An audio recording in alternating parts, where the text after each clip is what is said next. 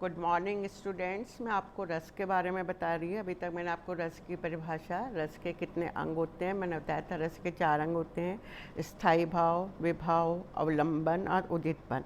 उसके बाद मैंने आपको रस के बारे में बताया था। रस 9 प्रकार के होते हैं, पर बाद में आचार्यों ने इसमें 2 रस और मिला दिए। इसका रस 11 प्रकार के होते हैं। पहला श्रृंगार, दूसरा हास्य, तीसरा करुण, चौथा रौद्र, पांचवा वीर, छठा भयंकर, सातवां विभत्स, आठवां अद्भुत और नौवां शांत और 10वां वात्सल और 11वां भक्ति रस। मैंने इनके स्थायी भाव बताए थे। श्रृंगार का प्रेम, हास्य का हास्य, करुण का शोक या दुख, रौद्र का क्रोध, वीर का उत्साह, भयंकर का भय, विभत्स का घृणा, अद्भुत का विस्मय या आश्चर्य, शांत का निर्वेद। आपको श्रृंगार रस के बारे में बताया था मैंने। आज मैं आपको अब शांत रस एक बार फिर से बता रही हूँ।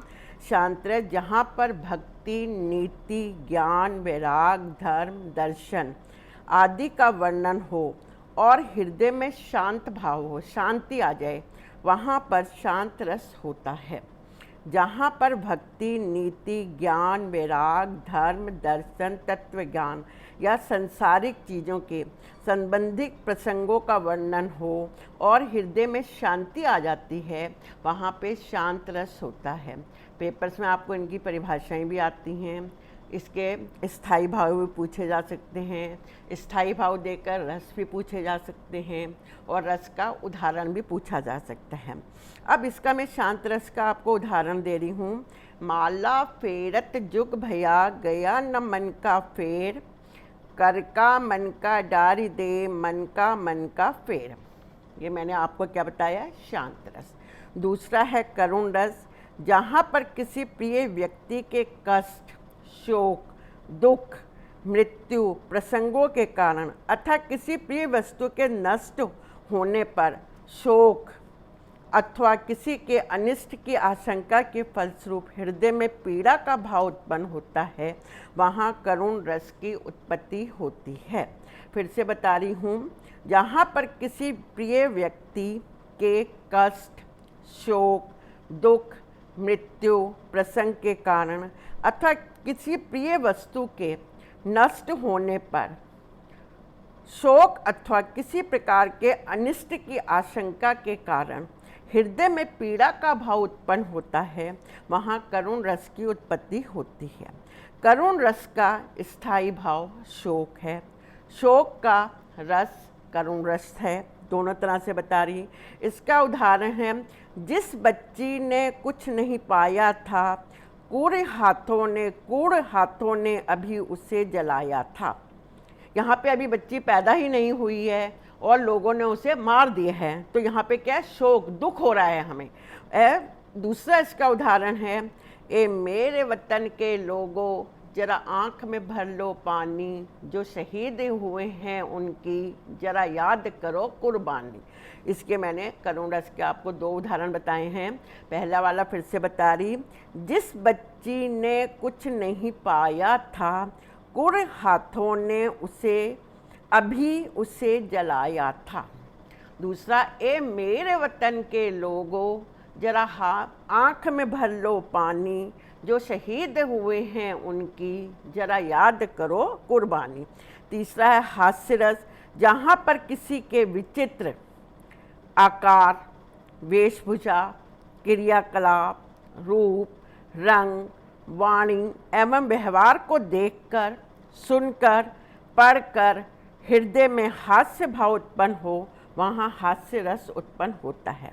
फिर से, जहाँ किसी विचित्र आकार, किसी का हम विचित्र आकार देखते हैं, मोटा बेडोल है, उसे देखते हम हंसते हैं। वेशभूषा, उसने जोकर की ड्रेस पहनी है या उसने कलरफुल ड्रेस पहनी है या उसने कुर्ती छोटी पहनी है, पैंट लंबी पहनी है, पैंट नीचे से फटी हुई है, कुछ भी इस तरह की वेशभूषा होती है, उसे देख के हमें हंसी आ जाती है। क्रियाकलापों, उसका रूप, रंग, उसने अपने मुंह पे तरह तरह के रंग लगाए हैं, जोकर होता है, उसे देखते हैं। वाणी एवं बोलने में वह बहुत चतुर है और तरह तरह की व्यवहार की बातें करता है, को देखकर, ऐसी चीज़ों को देखकर, हम सुनकर और पढ़कर हृदय में हास्य का भाव उत्पन्न होता है, वहाँ पे हास्य रस होता है। हास्य रस का स्थायी भाव हास्य या हंसी है। हंसी का हास्य रस का हास्य स्थायी भाव का रस हास्य है। इसका उदाहरण बता रही हूँ मैं आपको।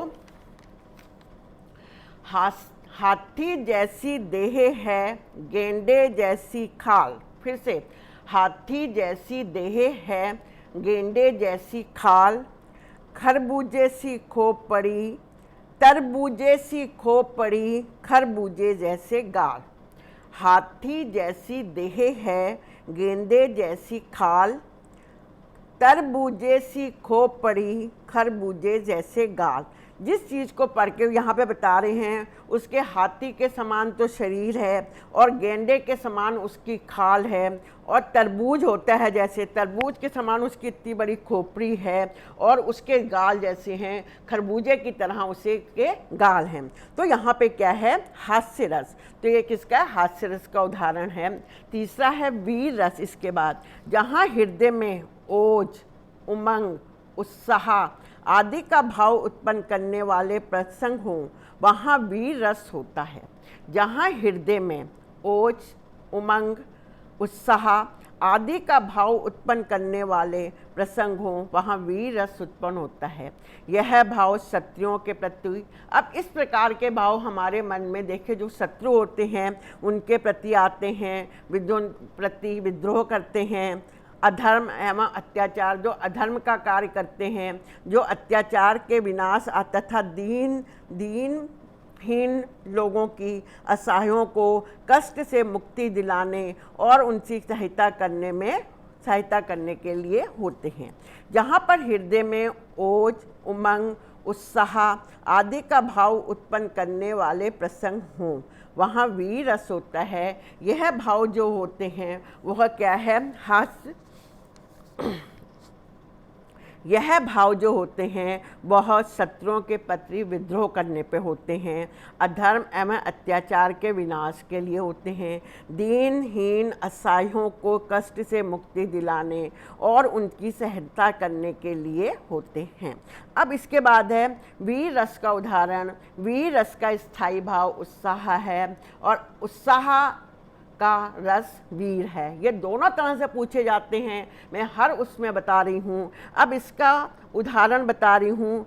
चमक उठी सन 57 में वह तलवार पुरानी थी। चमक उठी सन 57 में वह तलवार पुरानी थी, बुंदे लो हल बोलों के मुँह सुनी हमने सुनी कहानी थी। बुंदे ले हल बोलों के मुँह हमने सुनी कहानी थी, खूब लड़ी मर्दानी वह तो झांसी वाली रानी थी। फिर से, चमक उठी सन 57 में वह तलवार पुरानी थी, बुंदे ले हल बोलों के मुँह हमने सुनी कहानी थी, खूब लड़ी मर्दानी वह तो झांसी वाली रानी थी। ये मैंने आपको वीर रस का उदाहरण बताया है। आगे एक और बता रही, रौद्र रस। रौद्र का होता है स्थायी भाव क्रोध। जहाँ पर किसी के असहाय वचन, अपमानजनक क्रियाकलापें, किसी के असहाय वचन, कोई हमें गलत बातें कह देता है और अपमानजनक क्रियाकलाप हो रही हैं, कोई काम हो रहा है, किसी को मार रहा है, फलस्वरूप हृदय में क्रोध का भाव उत्पन्न होता है, वहाँ पे रौद्र रस होता है। इस रस में अपना अपमान करने वाले शत्रुओं को सामने देखकर, इस रस में अपना अपमान, जो हमारा अपमान करते हैं, उन शत्रुओं को सामने देखकर किसी प्रिय व्यक्ति के प्रति अपमानजनक व असहाय व्यवहार के प्रति शोध के रूप में होता है। क्या है? जहाँ पर किसी असहाय वचन, अपमानजनक क्रियाकलापों के फलस्वरूप हृदय में क्रोध का भाव उत्पन्न होता है, वहाँ पर रौद्र रस होता है। रौद्र रस का उदाहरण है, देखिए, खून उनका उबल रहा था, खून उनका उबल रहा था, मनुष्य से दैत्य में बदल रहा था। खून उनका उबल रहा था, मनुष्य से दैत्य में बदल रहा था। यहाँ पे क्या है? कि किसी को देखकर किसी ने उसे अपमानजनक बात कह दी है, उसके साथ बुरा व्यवहार किया है, तो उसे देखकर उसका खून उबल रहा था, एकदम से उसका गुस्सा आ जाता है और वो मनुष्य से दैत्य मतलब राक्षस में बदल रहा था। ये मैंने आपको रौद्र रस का उदाहरण बताया है। आज मैंने आपको शांत, करुण, हास, वीर और रौद्र 5 रस बताए हैं। श्रृंगार रस पहले बता दिया है। कल मैं इसके आगे के आपको रसों के बारे में बताऊंगी।